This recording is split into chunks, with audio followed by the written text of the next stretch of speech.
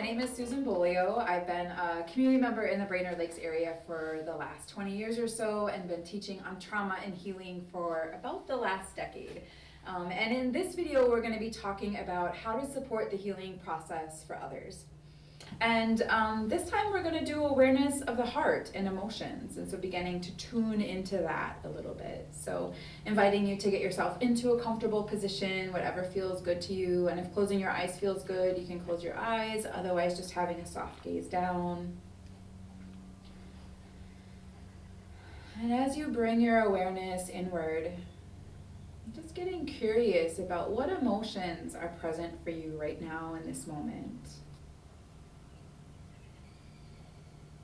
Might be one emotion that is particularly alive in you, or maybe you're feeling a couple different emotions that are connected to each other. So maybe feeling some curiosity and excitement maybe about what you might learn in this video, or maybe you're noticing emotions that seem contradictory. So maybe you're noticing some excitement and some fear, or something else. So just sort of like tuning in and remembering that emotions are really nuanced, and we can hold multiple emotions at the same time, and sometimes the emotions that we hold at the same time, it can feel hard to hold them because they seem so different from each other. So just noticing what emotions are present for you right now.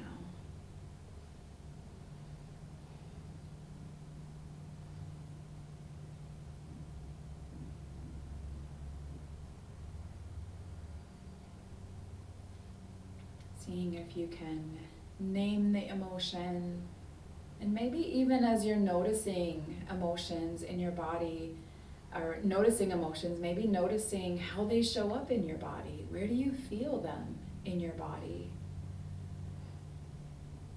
Emotions often first show up as sensations in the body. Before those sensations, the information of that makes its way to our brain for us to give it a label. So where do you feel those emotions in your body?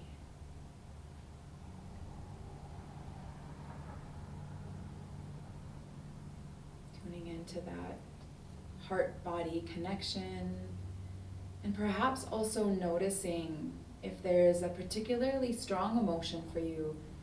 Is there a story or a thought that your mind has created to make sense of that emotion? So beginning to tune in a bit to that heart-mind connection as well.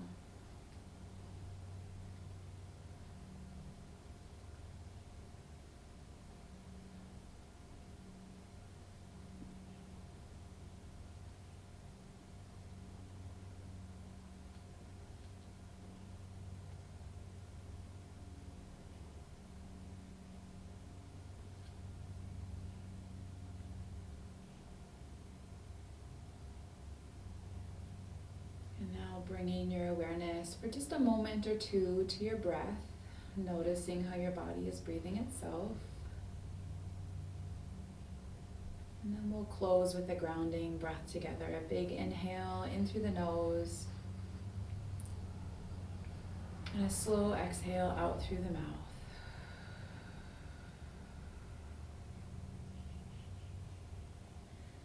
Ready to bring yourself back into the space. You can slowly open your eyes. If it's helpful, you can even just sort of like take a look around your room and your space, noticing what's around, sort of orientating yourself to your space. So we're going to talk about sort of three big things in this video that I've learned can be really helpful in supporting the healing process for others, both as a mother and also as someone who has worked directly with folks in supporting healing processes for probably the last 6 or 7 years of this work in particular. These are really key things that I've learned. So I'll talk about them each separately, but I just want to sort of mention them now. The first one is the power of co-regulation. The next one is the power of attunement. And the last one is the power of learning how to sit with difficult emotions. And so we've talked a bit in previous videos about regulation and how as children come in, like they don't have the ability to self-regulate. They rely on the regulation of those around them, or they take their cues from the regulation of those around them. So if those around them are really dysregulated, the nervous system of the child is likely to be dysregulated. But that doesn't just hold for kids. Many of us probably have been in situations where we walk into a room and like we're feeling good, and then we walk into a room and it's like, ooh, something going on here, right? Like we feel an energetic shift. We literally can pick up on the regulation or dysregulation of others even without necessarily seeing their face. So co-regulation is incredibly important when it comes to wanting to support the healing of others.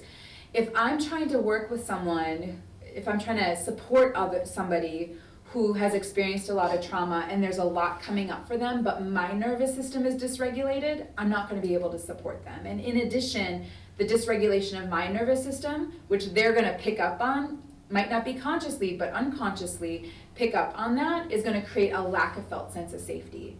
And that lack of felt sense of safety is going to make it really hard for me to be able to support them in the way that they need to hold that container. So oftentimes people want to know, like, what do I do to support out here? And the response is always, come back to here. What's going on for you? Are you green? Are you red? Are you blue?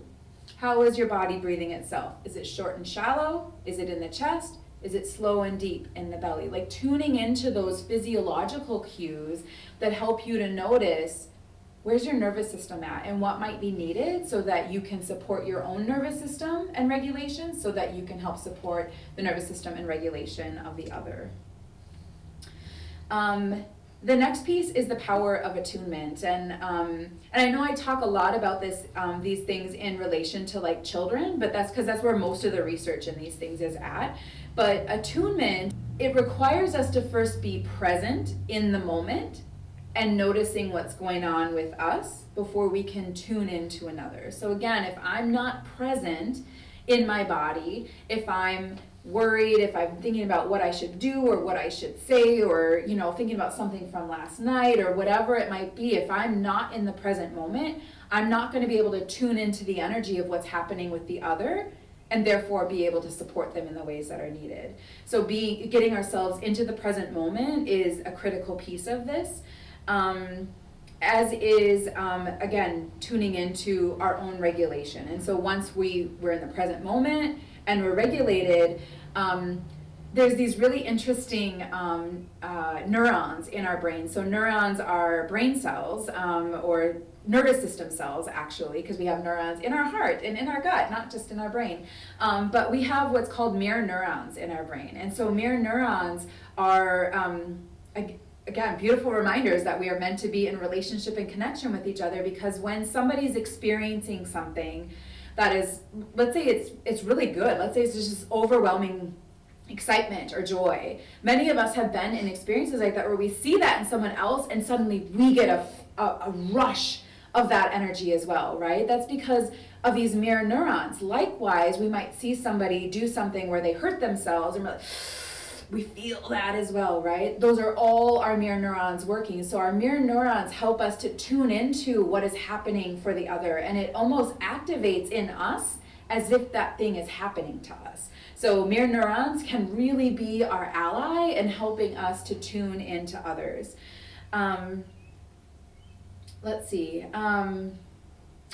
When we're able to attune to somebody else, one of the things that I've learned kind of the hard way as a mom is like attunement and being able to be with difficult emotions, which we'll talk about next, really requires that we're not trying to change anything. We're not trying to fix something for somebody. We're just trying to be present.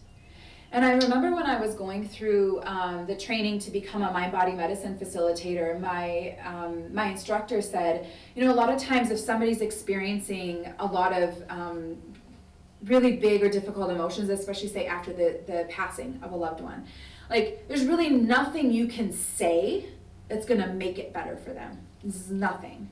But she said, when you can be present, just really present. You're not thinking about anything else, but you're present in the moment with them. Studies have shown that it releases inhibitory peptides on their amygdala, which helps to calm their nervous system. So we don't have to know what to say or know what to do. Our presence can be medicine for each other. And so attunement is how we're able to really be present in the moment with somebody so that we can tune into what might be most needed and supportive and helpful for them.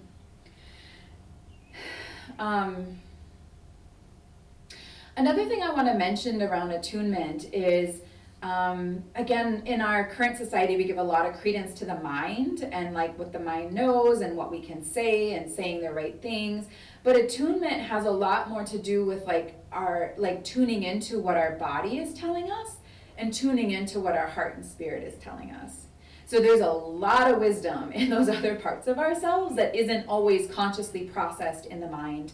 And so tuning into that wisdom. And I think the other thing that's important is like recognizing, and this was sort of like an aha for me not that long ago, but like the mind is literally dependent on information coming in from all these other parts of us, from the body, from our emotion, from our heart. Like our heart is sending out electromagnetic signals, and it is picking up on electromagnetic signals from the hearts and things of others. So our brain relies on information from these other places. The mind on its own without that information, it can't do anything. So learning how to tune into the wisdom of the body, the wisdom of the heart, and the wisdom of the spirit to be able to attune to others and support them is really important.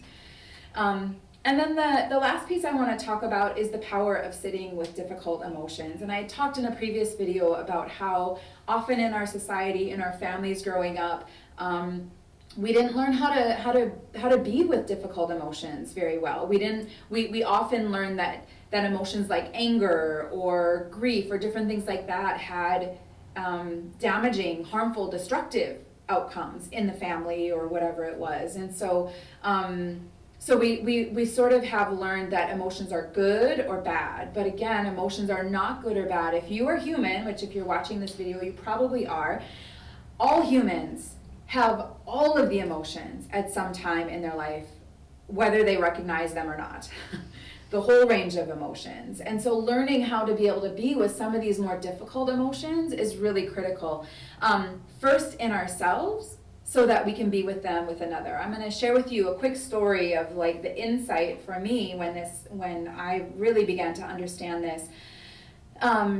This was pretty early on in my journey, so probably 8 years ago. And my daughter, who's now 14, was, however old she was younger at the time. So this is maybe 7 or 8 years ago. So she was maybe 6 or 7.